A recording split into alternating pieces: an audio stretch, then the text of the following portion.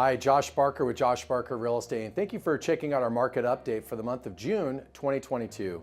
Like we like to do each month, let's go ahead and kick off the sales report by looking at our sales report for the Shasta County Multiple Listing Service.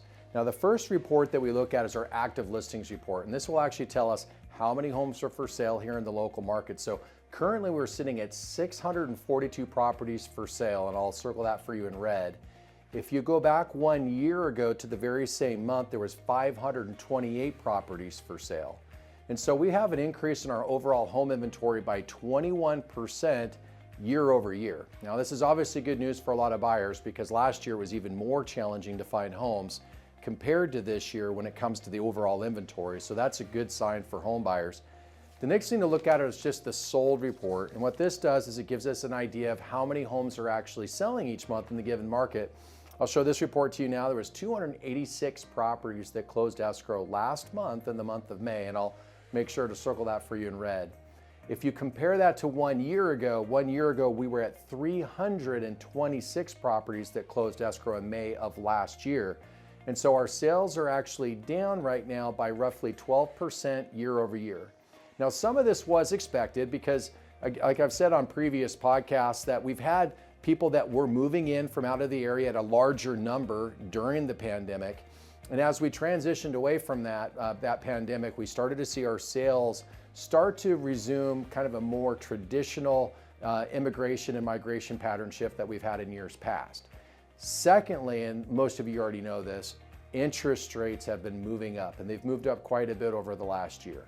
We had rates that were averaging right around 3% in about October of last year. Currently, interest rates are averaging around 5.5%. And based on what the Federal Reserve is saying, they're expecting to see interest rates continue to go up as they're battling with inflation, trying to keep pricing and wages in control.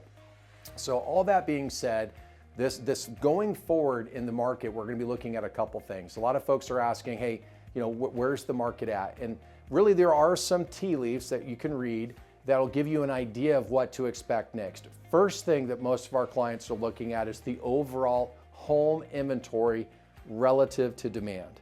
And so, for example, right now, we talked about what the home inventory was, which was 642 homes for sale.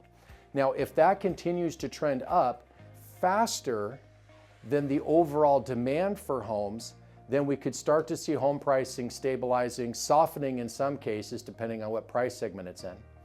The second thing that we could all be looking out for is just interest rates themselves.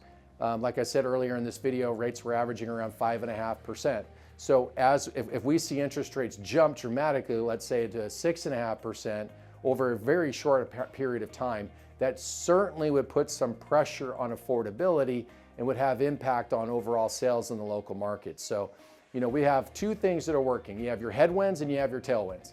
Our headwinds right now are going to be the interest rates themselves and having overall buyer demand going down as a result. And second for us would be our tailwinds, which would be the fact that we actually have pretty low inventory right now. And as long as that continues to be the case, overall home inventory in the country is still way low compared to what it should be. That's a positive in terms of home value. So where those two things intersect, those headwinds and those tailwinds, where they intersect and where they reconcile is ultimately where the market's going to be. So watch those interest rates, watch the overall inventory relative to demand. That'll probably give you a good idea of what to expect in the coming months. So in any case, if you have any questions at all, just know that we're always here to help. I want to thank all of you again for taking your time with us today. Have a great start to your summers. We'll talk to you next month.